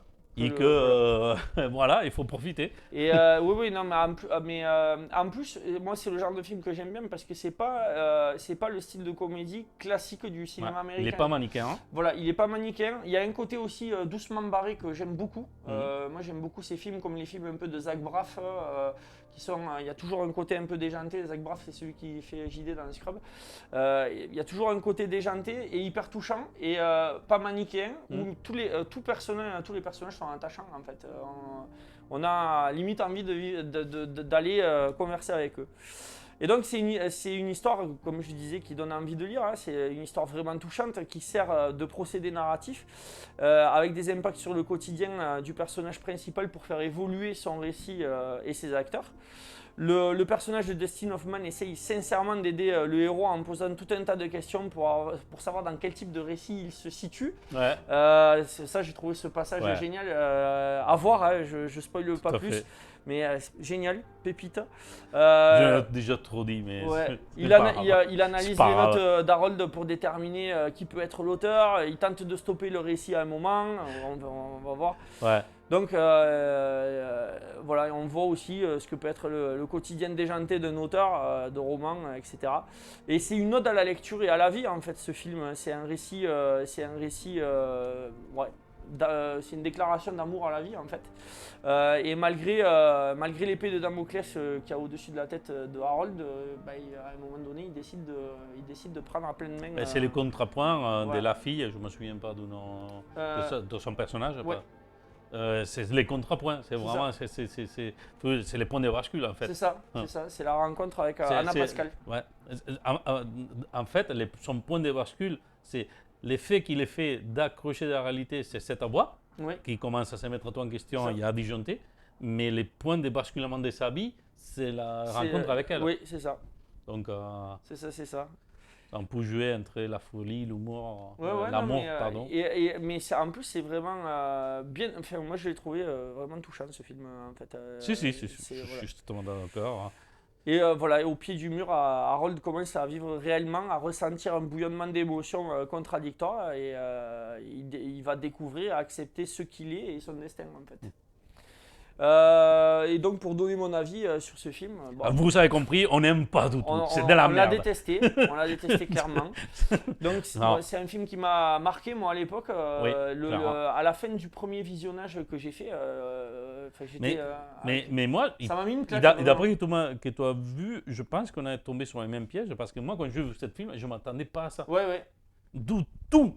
C'est ça, moi j'avais vu voir un film que j'avais vu des bonnes critiques et que Will Ferrell en général ça passait bien, etc. Et donc tu vas passer un film à bon enfant pour passer l'après-midi. On rigole plus qu'autre chose. Et là, à la fin, tu es ému, tu es touché, ça te bouscule. Tout est ça en poudre dans les personnages parce que ni plus ni moins, ça fait partie de cette bague des films où on mettait en question un peu la critique. Truman, comment ça s'appelle, celui qui n'a rien à voir, mais rien à voir en tant que film, mais oui en tant que question de la société. Le film de Michael Douglas qui sert aussi qui pète en boulon en dimanche, des fourris. Oui, en France, ça s'appelle pas comme ça, putain. Oui, en France, c'est un dimanche bon. C'est celui où il est dans un bouchon et il pète un plomb. C'est ça. C'est ça. Je sais pas comment ça je me s'appelle en souviens plus France. du titre. Mais oui, ça fait partie de cette vague des films où on commençait beaucoup à questionner, à mettre des personnages qui disjonctaient. Parce que tu peux regarder, prendre quelques films comme ça, il y a des personnages qui sont... à la fin, c'est le même propos. Hein, les choses de Truman, c'est à peu près les mêmes propos. Tu as un peu dans Walter Mitty aussi, avec Ben Stiller. Mais il est plus récent quand même. Plus récent. Mais pareil, qui touche autant. C'est les mêmes types de films, des personnages. Donc on rentre dans certains types, des fois un peu trop ciblés, mais je trouve que concrètement lui, c'est peut-être un des qui c'est les moins réputés face à les autres trois qu'on vient de nommer. Sauf celui de Michael Douglas qu'on ne sortira pas les noms. Moi j'ai un diablé dans la tête, mais je sais que c'est pas ça. J'arrive pas à me sortir. En anglais, c'était un Day of Fury, 40 Days ou un truc comme ça. Mais putain, c'est pas ça le titre français. Je me souviens plus. Non, c'est pas du tout comme les titres originels. En plus, j'ai la chance parce qu'il y avait un rappeur français dans les années fin 90, début 2000 qui avait fait un truc qui s'appelait Je pète les plombs, c'était This is la peste. Et le clip, c'était une parodie de ce film. Oui, non, mais du coup, j'ai tout ça dans la tête. Dans cette vague des films un peu les réveils, des sorties du Move, des sorties du Moule, etc. Que c'est très marrant qu'ils sortent à ça à Hollywood quand c'est celui qui t'impose plus les moules, mais c'est pas grave. Mais c'est quand même un des films, je pense que c'est peut-être un des plus honnêtes. Oui. Honnêtement, je pense que c'est un des plus honnêtes, au moins comme il a été joué. Oui. Parce que je ne connais pas les processeurs de rédaction, etc. Mais je pense qu'il est très honnête dans sa démarche. Sans doute, je ne sais pas si je dirais que c'est un chef-d'œuvre, non, parce qu'il y a pas mal d'erreurs, mais c'est très honnête. Il mériterait un peu plus quand même des connaissances que la show de Truman, qui les met à côté comme un chef-d'œuvre absolu. Ça en était quand même le Truman Show. Oui. Je ne vais pas te dire non, mais face à face, il se valent. Je pense qu'il se tient la route. Il se valent. Après, il y a un côté épique dans le Truman Show qu'il n'y a pas dans l'incroyable destin d'Harold Crick. Oui, mais peut-être que les propos, il n'avait pas besoin non plus. Non. Donc, pour Harold Crick, il n'y avait pas besoin d'épique. L'histoire est ce qu'elle est, elle est magnifique comme ça. Il n'y a pas besoin d'aller plus. C'est une histoire humaine. Tout à fait. Et donc, c'est un film qui a de très bonnes ondes. Et après avoir lu Canardo, c'est important de retrouver goût un peu en humanité. Donc là, vous lisez Canardo, après il faut regarder ce film et hop, on peut repartir tranquille. C'est une histoire teintée de fantastique avec des bonnes intentions, avec un bon casting. Will Ferrell, pour moi, c'est l'évocation que j'avais fait. Pour moi, c'est le Truman Show de Will Ferrell. C'est-à-dire que c'est là où on a découvert que Jim Carrey était plus qu'un excellent acteur et qui pouvait faire des rôles un peu dramatiques, c'était dans le Truman Show. Et là, c'est la version, de Will Ferrell, qui est tout en retenue, tout en émotion, qui en fait pas des caisses, mais qui joue d'une justesse et qui est touchant au possible. C'est une fable aussi familiale qui peut paraître... si on se contente de regarder la jaquette et de lire le résumé du film, on peut se dire que c'est un film gnangnan, mais pas du tout, c'est pas gnangnan du tout. Il y a une profondeur dans le discours sur la tragédie, la comédie, le narratif qui est excellente, et puis l'histoire d'amour est jolie. C'est un film qui a eu, pour finir, pour conclure, c'est un film qui a marché, qui a marché un peu en demi-teinte, c'est-à-dire que, mais qui a été rentabilisé, c'est-à-dire que c'est un film qui a eu 38 millions de budget, tout compris, et qui en a rapporté dans le monde 54 millions de dollars. Donc c'est un film qui est rentré, c'est pas un film qui a marqué le box-office, mais qui a fait son chemin. Et au niveau de Allociné, il a 3,3 sur 5 sur 2800 votants, et sur Sens Critique, il a 6,7 sur 10 sur pratiquement 3600 votants. Donc un peu sous-coté par je pense qu'il est un peu sous-coté. Et pour avoir lu certaines critiques, je ne suis pas trop d'accord. Je pense que les gens, ils devaient mais je pense qu'encore une fois, ils ne s'attendaient pas à ça dans le film. J'ai un peu l'impression. Voilà, c'est ça. Mais bon, les films, des fois, bon, il a fait son parcours, mais des fois, comme c'est tout en sorte de circonstances qui font un film mieux que l'autre, parce que Truman Show, il avait marqué en ce moment-là, bon, les propos, il était très fort. Après, quand même, il a une bonne campagne derrière. Oui, dans les films. Ça ne devait pas être le même budget d'ailleurs. C'est ça, je ne sais pas s'il a été à l'Oscar ou pas de mémoire, mais je pense que oui. Il avait été nommé, il me semble. Je pense que oui. Donc, il a eu une campagne quand même derrière. Oh putain, je le dirais, l'acteur, il a montré, justement. L'acteur de Truman Show. Jim Carrey. Jim Carrey, voilà, putain. Jim Carrey, il a montré beaucoup. Oui. Mais je pense que Will Ferrell l'avait déjà montré avant parce que c'était un acteur plus ambivalent. Oui, c'est ça. Que Jim Carrey. Il a un panel extraordinaire en fait, Will Ferrell, quand tu regardes. C'est ça. Bien plus. En plus, comme je dis, je pense qu'il fait ça vraiment qu'il a envie. Il n'y a pas trop de complexe dans la vie. En plus, il peut faire un rôle qui va durer 10 minutes montre à main au cinéma et il va le jouer aussi bien qu'un film où il est tout le film. C'est ça. Voilà. C'est ça. C'est comme les films Lego, pour exemple. Ah oui. Bah oui. Mais il a la classe malgré tout. Si. J'ai trouvé même après, c'est la voix du méchant aussi. J'ai trouvé même dommage qu'il apparaisse pas dans le 2. Dans le 2, on le voit pas. C'est dommage. Donc pour moi, oui, c'est un film qui m'a marqué. Je suis assez d'accord et qu'on peut conseiller. On ne risque pas de dire que c'est un chef-d'œuvre, mais ça mérite sa petite place. Voilà, et c'est un film plus profond qu'il n'y paraît. Et si vous êtes sensible au message. Mais je pense que, tu vois, je pense qu'on ne tardera pas à finir. La différence avec Truman Show, c'est que, comme tu dis, il est moins spectaculaire. Il est plus terre à terre. C'est ça. Tu es vraiment les personnages, ses aventures, etc. Et je pense que nous, soit pour nos parcours, pour la partie intérieure, c'est des films qui marquent à la personne qui sont un monde intérieur riche ou qui sont quand même assez introvertis dans ces démarches. Parce que tout est trouvé. On se retrouve à lui, carrément. Même si c'est très différent, parce qu'il n'y a rien à voir, on n'est pas comme ça. On n'est pas compulsif, mais on se retrouve sur trouves ce monde intérieur et cette évolution. Quand même, Truman Show, il te montre ça de façon plus frontale.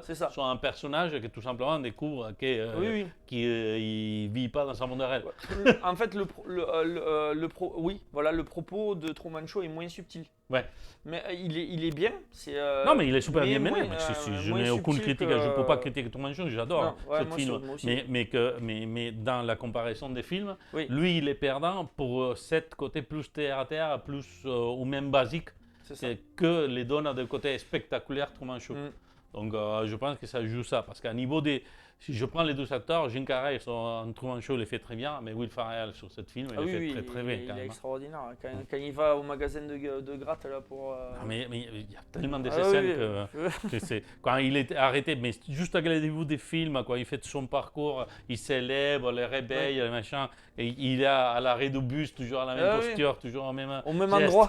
Même endroit. Quand il y a quelqu'un à son endroit, il le pousse. Parce il faut qu'il soit à son endroit. C'est vraiment voilà. Ouais, c'est un film à voir. Vous pouvez le voir en VOD, je pense pour 4 ou 5 euros en location, et sinon en DVD. J'ai regardé, il se trouve quand même encore assez facilement. Oui, je pense que oui. Donc foncez. On va battre les records. Foncez voir ce film, magnifique. 1h35. 1h35. Waouh! On n'avait pas fait. Je pense qu'il n'y a que les premières qu'on a fait. C'est quoi? Ouais, c'est ça, ou l'épisode 2. L'épisode 2, il faisait 1h35. Peut-être. Bon, écoutez, comme d'habitude, merci à tous ceux qui nous écoutent. J'espère qu'il vous a plu. La prochaine fois, je reviens avec des jeux de rôle, peut-être. Je ne sais pas si ce format de comparaison, peut-être je le réutiliserai. On a le temps.